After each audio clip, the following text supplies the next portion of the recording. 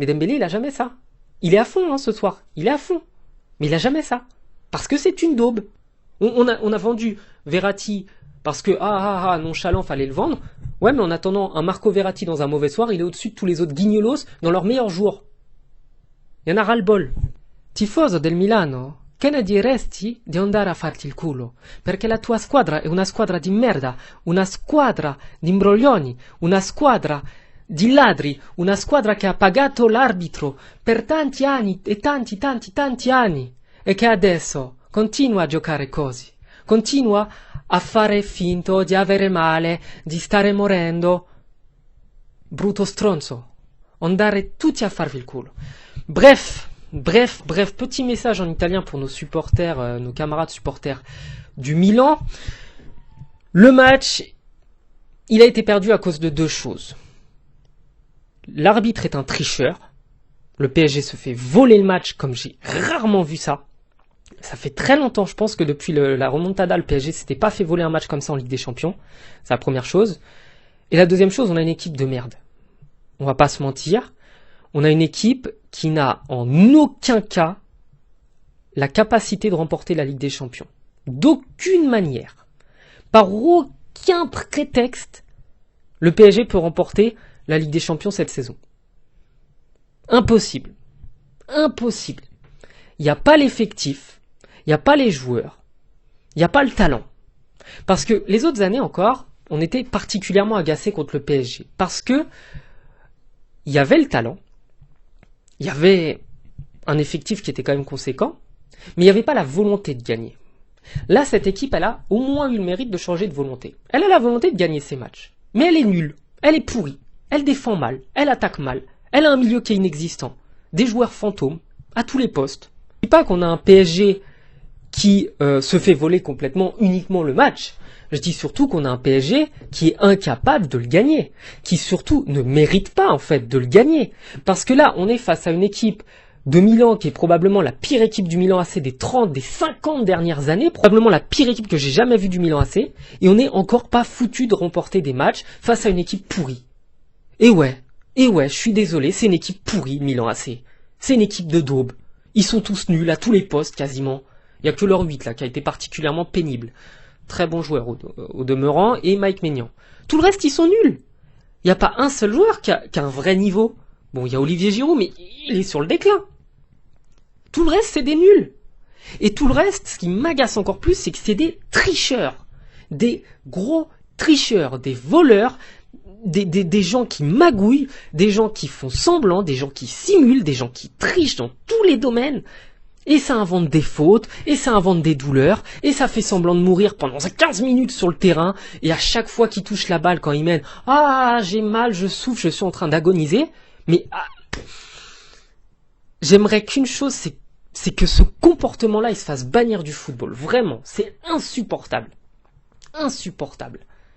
Et quand les Parisiens font ça, je le dis aussi, mais là, de se faire voler de cette manière, par l'arbitre qui décide que pendant 70 minutes, il ne siffle pas une seule faute contre le Milan, un arbitre qui valide un but alors qu'il y a une faute sur Hakimi, un arbitre qui donne des cartons jaunes 2 fois de suite sur une simulation et une pseudo-faute du défenseur parisien, 2 fois de suite on se fait voler comme ça, Vitinha qui a été nul et Hernandez qui a été nul, les deux prennent des cartons qui sont injustes.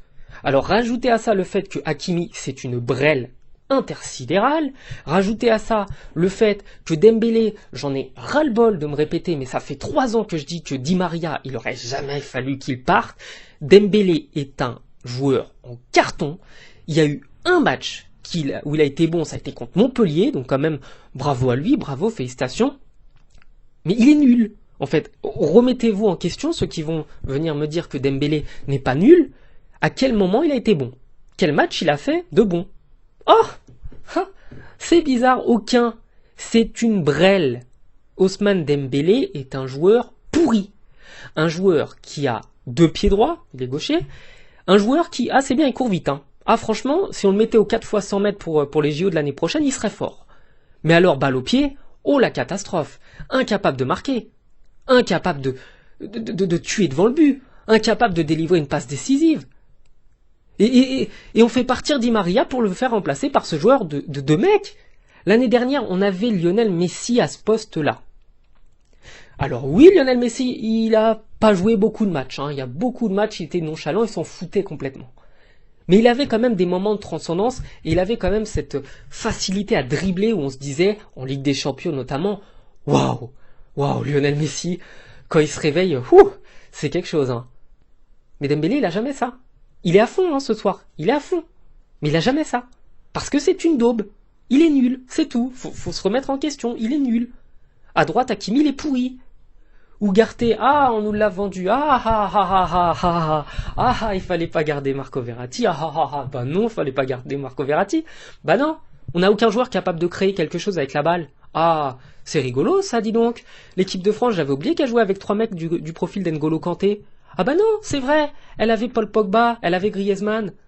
Bah oui, c'est vrai, quand on a des joueurs qui savent créer avec le ballon, bah bizarrement, on gagne des matchs. Mais là c'est pas le cas, il y en a aucun qui sait créer avec la balle. Aucun, ils sont tous nuls. Tous. Ils défendent bien. C'est bien de savoir défendre.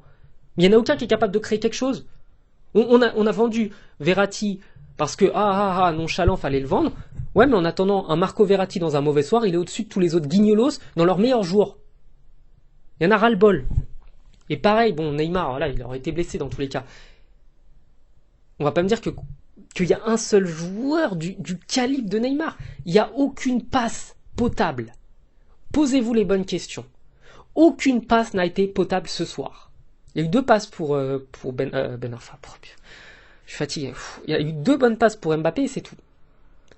Neymar, il distribue caviar sur caviar, rappelez-vous. Messi distribue caviar sur caviar, rappelez-vous. Di Maria, il distribue caviar sur caviar, rappelez-vous. Verratti distribue caviar sur caviar, rappelez-vous. Et même encore avant, bien avant, des mecs comme Pastore délivraient caviar sur caviar. Là, c'est pas du caviar qu'on a. C'est pas du caviar. C'est de la vieille rillette éco plus pourrie, immonde, immangeable. C'est de la bouillie de football, ce que fait le PSG depuis le début de la saison. C'est de la bouillie. C'est de la bouillie tout ça.